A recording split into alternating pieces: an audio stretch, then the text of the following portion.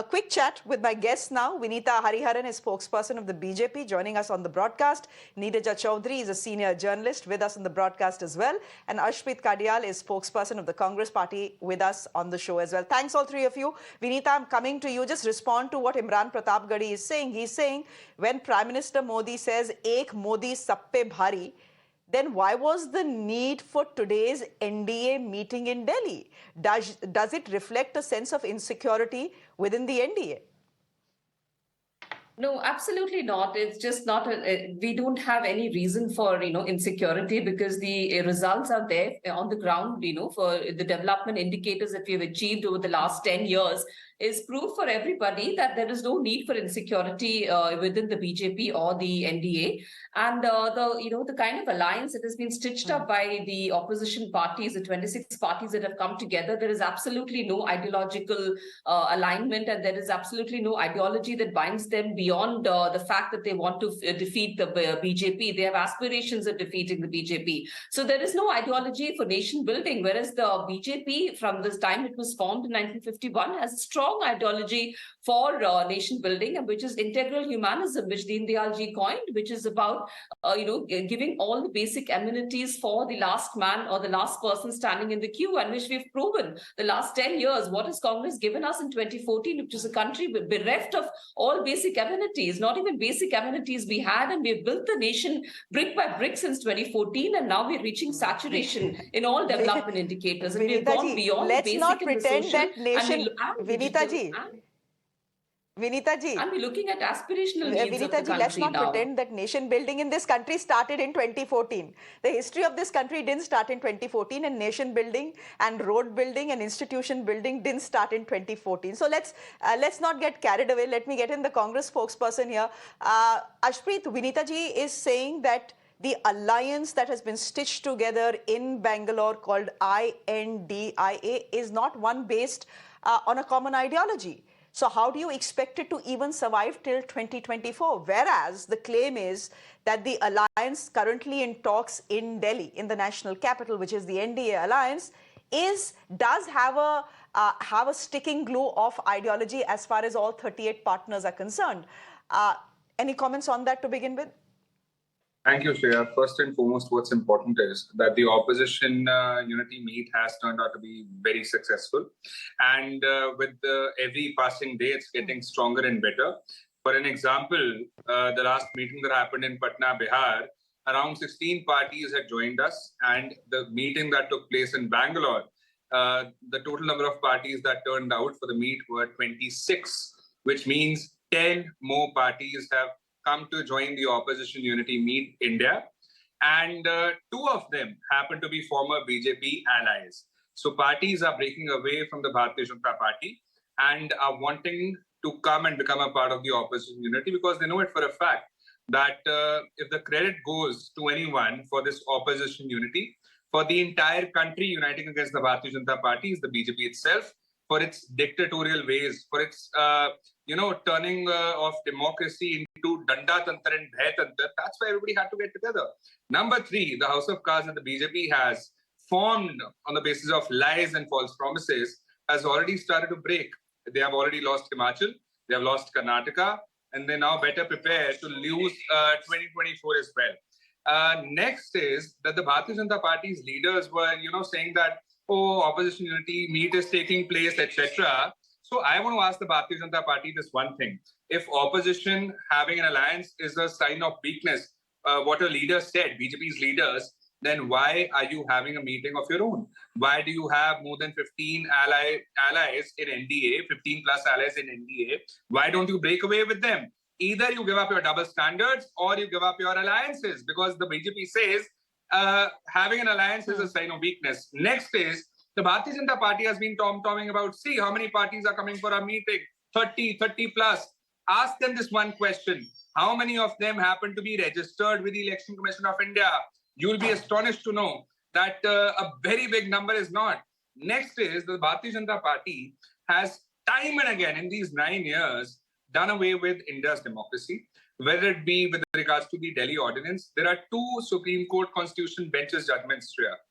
Despite that, they came up with a Delhi Ordinance. Let's not get there. And do they not know that the No, matter let's not was get there. already subsidized. Tell me this, Ashpreet, tell me this. Just suno, tell me this, Ashpreet. Sunaiye. Be honest and accept that right now, there is no one right now who can match Prime Minister Modi's charisma. I'm not here to bat for the BJP. You know that very well. But as an objective third person, it's very clear to me as a voter in this country that there is no leader in this country who can match Prime Minister Modi's charisma. And therefore, the question, it's a cliche question. It gets asked all the time, but it's a relevant question. Thank you for the question. Modi. Who do you have? Thank you If you name Rahul Gandhi, fact is that he can't fight. He's suspended. He can't fight elections for the next 8 years. So he's not a prime ministerial candidate. Then who is? नाम तो बताओ ना भाई. अरे वही बता रहे हैं बहन, सुन तो लीजिए हमें. हम यही कह रहे हैं that there are more than a dozen leaders that are more than capable than Mr. Modi is in terms of experience, in terms of a vision, and in terms of what they can contribute to India. More than a dozen leaders. Number two, Shreya, I don't think so that this question happens to be relevant because we happen to be living in a... But we can't have a dozen prime ministers, na?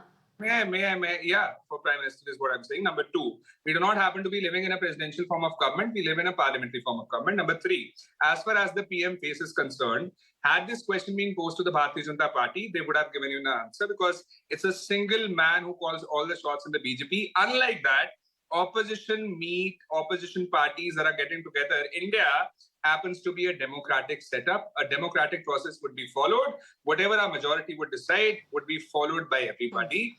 As far as the one major difference between India and NDA is concerned is that India happens to be progressive, NDA happens to be regressive, and everybody in India, opposition unity has come to save democracy. And in NDA, everybody has come to destroy the democracy, and everybody is there looking out for themselves, and you'll see it. As a matter of fact, the Bharatiya Janata Party would have to give an answer for all the lies that they have spread, for all the wrongs that they have done. 15 lakhs would be given to everybody. 15 rupees bhi nahi diye. 2 crore jobs would be given in 1 year. They have snatched jobs from people. Double karenge farmers' income. Double karna dur ki baat hai. Incomes have been decreased for the farmers. Doodh, dal, dahi, paneer, and whatnot. We'll decrease the price of that. Diesel, petrol. Everything has gone up. Tomatoes have gone up. Ticket prices have gone up of airfare. Then unemployment is at an all-time high. 45 years, mein se, it's been the most today. Number two, inflation rate is the most high. Then talk of how the Bharatiya Janata Party has been undermining the constitution, सवाल का जवाब नहीं दिया. the Honorable Supreme Court judgment, and India. Ashpreet, you have told me everything else except answering the question that I asked of you. Any case, I think it's too early for that question to be answered, and maybe a tad unfair on our part to ask that question as well. Given, sun to lo what I'm saying. Given the fact that there have just been two meetings right now, first in Patna and then in Bangalore, and this probably is work in progress. Just give me a minute here. Neeraj Chaudhary, will you come in here? Is this Mungeri Lal ke haseen sapne by the opposition? Can it be done? Can Modi be defeated? Can India defeat Modi? I ask you this question because of the numbers that I have. Look at the statistics we have. There are 542 seats for the Lok Sabha. 353 were won by the NDA altogether last time. And the overall NDA vote share was 45%. 45%. The BJP's vote share was 37.7%. And in fact, it had increased its vote share from 2014. 2014, it was 31.3%. It increases to 37.7% in 2019. Can the BJP, more importantly, can Modi be defeated by I.N.D.I.A? Is it possible? Look, as you are citing the figures from 2019, I mean, they are very impressive figures on the side of BJP and the NDA. Now, the answer to your question, can Narendra Modi be defeated? You know, Indian politics being what it is, I don't know the answer. Yes, I would say if today I was to say, can he be defeated? Unlikely. But what is also true is that the NDA and the BJP and its leadership are taking the effort at opposition unity very, very seriously. Whether you and I are taking it seriously, I don't know. But they are taking it very seriously. Why? Because they have managed to get 38 parties together once again. So parties that forgotten about their oldest allies who had left them, they're reaching out to them again and again, and they've managed to get these smaller parties together. Number two, the stridency of the Prime Minister's speech today also shows that, they take the opposite, what is happening in Bangalore very, very seriously. So we don't know what the outcome is going to be as of now. As I say, very unlikely. But, one of the things that the opposition has found, apart from the question of leadership, that is a big minus point on the opposition side, no doubt about it. Whereas, it's going to be a coalition versus coalition fight in 2024. That's becoming clear. On the BJP side, the coalition has a strong leader, still popular leader, and a strong party as its pivot. The other side has a whole lot of parties.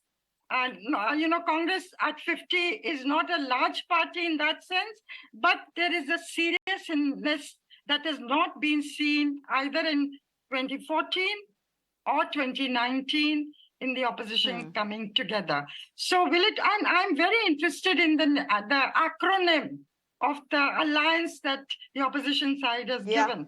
India is something that will click with people. They understand India. So far, when the opposition talked about, fight to retain democratic rights or to preserve the constitution, it is not being translated into a very simple language that can reach across to people. Now, India is a concept. If India against NDA, India against Modi, India against their ideology, India is much easier to comprehend. So they've come up with a very bright name today. But it's going to be a long haul. But I believe it was Rahul Gandhi's idea. Has begun today in absolute, seriousness and right earnest. We will see every day unfold a new strategy, new program. Let's see who stays where. Everything is in the melting pot at the moment. But it is becoming an interesting battle for 2024. It's certainly becoming a very interesting battle for 2024, and look at the headlines that I.N.D.I.A, the acronym, is generating. Already we are saying, can India defeat Modi? So it lends itself to some clever headlines. I want to end with the BJP spokesperson Vineeta ji, just on the side to talk about I.N.D.I.A, the acronym. The BJP is an expert at it. The Prime Minister often employs acronyms to make things simpler and probably more interesting. But have they beaten you at your own game with I.N.D.I.A? I think it's pretty clever. It's pretty smart. At least agree to that. I don't think so at all, because first of all, I think they're breaching their rights by calling their party the name of the country itself. That itself, I think, it's beyond the mandate that's given to them. And I think this will fall through. And, people can see the kind of parties, the disparate motley crew of parties that have come together in the so-called Mahamilavat party, the party that is supposedly fighting corruption, but it's actually each of those parties, if you see the states governed by them, the respective states that are governed by them are steeped in scandals, corruption and scams. So it's for the country to see, and the dark days of coalition in the past when such parties have come together is there for us, in history to look back and see how the country has performed under such disparate coalitions. So therefore, the NDA, whatever alliance it stitches up, is going to be based on the edifice of a very strong ideology. Therefore, I think the country will definitely see might in the NDA alliance, and they'll definitely see how how the country can progress and what it's already progressed in the last 10 years, and what more can we do, and what are the aspirational needs that we're going to be catering to, for the citizens of the country, because all the basic needs are already saturated by us. Chaliye, we'll leave it there for the moment, ladies and gentlemen. Thank you very much. Neeraja ji, good to have you on the show. Vineeta, thank you very much. Good to have you on the show. And Ashpreet, thank you. Thank you very much for being with us on the show as well. So this is where we are right now. For the moment, we are expecting Prime Minister Modi to speak anytime now. He's supposed to address the NDA allies who have gathered here in the national capital. The time for that address was actually 5:30. It's already 6:30. So my sense is it won't happen before 8 o'clock. So let's wait and watch. For the moment, we're being joined by another Congress leader, another Congress MP, in fact, Manikam Tagore, who is joining us on the broadcast. Mr. Tagore, thank you very much. What's the agenda of this opposition unity? Why has it been formed? Why the meeting? No, Prime Minister is rattled, and in a government program like in Port Blair Airport, new airport to be inaugurated, and it was in the name of Mr. Sarwarkar. He had many things to say, and but he forgot all the things of the history of Mr. Sarwarkar and all other things. Suddenly, he went on to a political mode and he started to abuse the opposition parties. Therefore, we understand that Prime Minister is pained by the opposition unity. Prime Minister is rattled by the opposition unity. Therefore, we are on the right path. Opposition parties are united against the hatred politics of Mr. Modi and Amit Shah. And we are on the right path, we can understand by the words of Prime Minister itself, because he has spoken the words which usually Prime Ministers of India never speaks. But Mr. Tagore, look at what the Prime Minister has said. The Prime Minister is calling this an assembly of Bhrashtacharis. He's saying that for them, which means the opposition, which has now rechristened itself I.N.D.I.A, it's family first and country never. There were a time we had we had seen governments with more numbers. These numbers also. Let us not forget that people of India are more very intelligent people, and they had seen the thing that Prime Minister Modi's words, which in the airport inauguration, he should have been speaking about the India's airline space and how it is developed. Instead, he was speaking about a political program, like a political rally in UP or Bihar. He's speaking about Gali Galoj. He was doing it, all this kind of things. Therefore, we know the thing that Prime Minister is rattled, and Prime Minister is completely lost in the game, that his stories are not being selling, and people are coming to realize, come to the reality that prices are high, unemployment rate is so high in India, people are, MSME is suffering, farmers are in distress, women are not secured, even wrestlers are not secured in this country. Therefore, by the BJP MPs, therefore, a lot of issues are there. Therefore, real issues matters for it. This kind of slogans doesn't work now. Okay, Mr. Tagore, we leave it there for the moment. Thank you very much for joining us. On that note, I'm slipping into a quick break on the show. As I said, the Prime Minister was expected to speak at 5:30. That still hasn't begun. We'll cut across live to him as and when he does. For the moment, a quick break. There's much more on the other side. Do stay with us.